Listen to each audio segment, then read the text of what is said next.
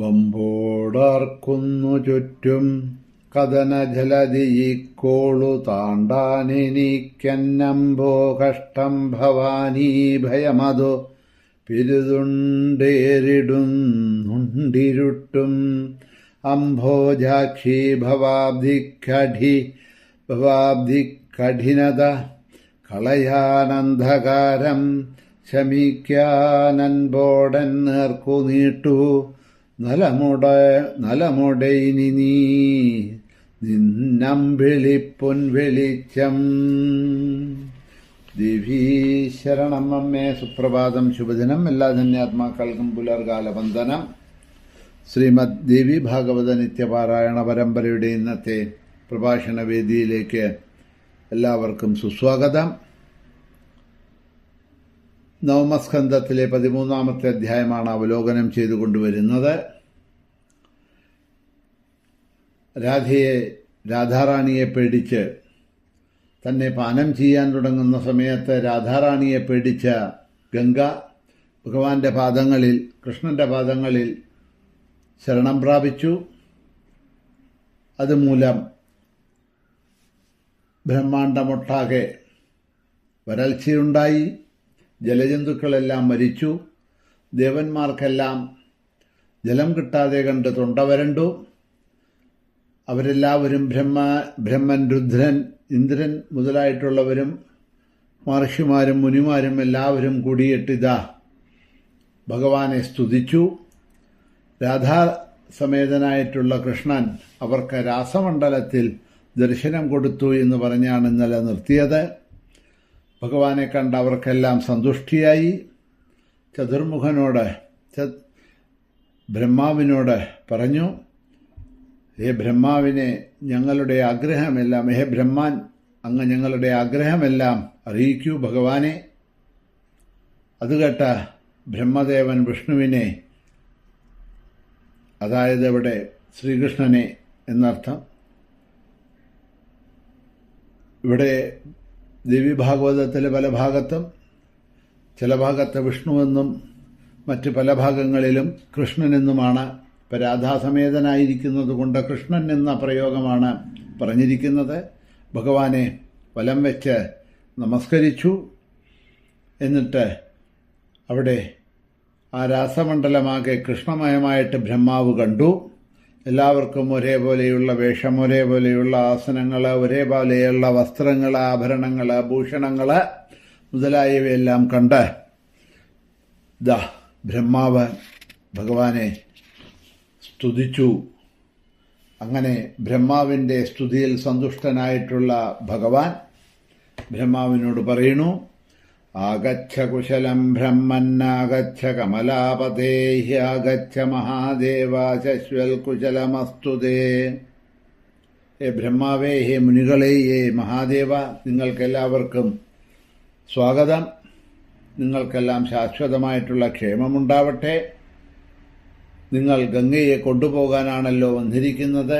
ഗംഗ ഭയപ്പെട്ട എൻ്റെ ചരണങ്ങളെ അഭയം പ്രാപിച്ചിരിക്കുകയാണ്.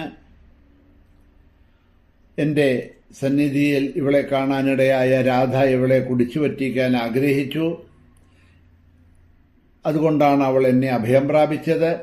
ഇവളെ ഞാൻ നിങ്ങൾക്ക് നൽകാം. നിങ്ങൾ ഇവളുടെ ഭയം ഇല്ലാതാക്കൂ എന്നെല്ലാം പറഞ്ഞ് ഭഗവാന്റെ വാക്കുകേട്ട് പുഞ്ചിരിച്ചുകൊണ്ട് ബ്രഹ്മാവ് ശ്രീകൃഷ്ണ പരിപൂജ്യതയും ആരാധ്യയുമായ രാധയെ സ്തുതിച്ചു.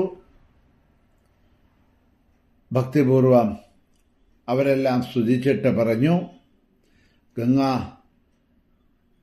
ഹേ ഭഗവാനെ, അവിടുത്തെയും അംഗത്തിൽ നിന്ന് ജനിച്ചവളാണല്ലോ.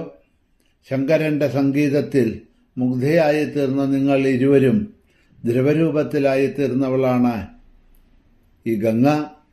കൃഷ്ണന്റെ അംശവും നിന്റെ, അതായത് രാധയുടെ അംശവുമായ ഇവള് നിന്റെ പ്രിയപ്പെട്ട മകൾക്ക് തുല്യയാണ്. ഇവൾ നിന്റെ മന്ത്രം ഗ്രഹിച്ച് നിന്നെ പൂജിക്കും. ചതുർഭുജനായ വൈകുണ്ഠേശ്വരൻ ഇവളുടെ ഭർത്താവായിരിക്കും. കലാംശത്താൽ ഭൂമിയിലെത്തുന്ന ഇവൾക്ക് ലവണസമുദ്രം പതിയായിട്ട് ഭർത്താവായിട്ട് ഭവിക്കും. ഹേ അംബികെ, ഹേ രാധേ, ഗോലോകസ്ഥയായ ഗംഗ അതുപോലെ എവിടെയും സ്ഥിതി ചെയ്യുന്നവളായിരിക്കും. അതുകൊണ്ട് നീ മാതാവും ഇവൾ എന്നും നിന്റെ പുത്രിയുമായിട്ട് ഭവിക്കും. ബ്രഹ്മാവിൻ്റെ വാക്കുകൾ കേട്ട രാധ പുഞ്ചിരിച്ചുകൊണ്ട് അതിനെ സ്വീകരിച്ചു. അപ്പോൾ ഗംഗ കൃഷ്ണന്റെ കാലിലെ പെരുവിരലിൻ്റെ നഖാഗ്രത്തിലൂടെ പുറത്തേക്ക് വന്നു. ജലത്തിൻ്റെ അടിസ്ഥാന ദേവതയായിട്ടുള്ള അവളെ ജനത്തിൽ നിന്ന് ഉയർന്നു വന്ന അവരുടെ സൽക്കാര പൂജാദികൾ കൈക്കൊണ്ട് അവരുടെ മധ്യേ ശാന്തിയായി നിന്നു.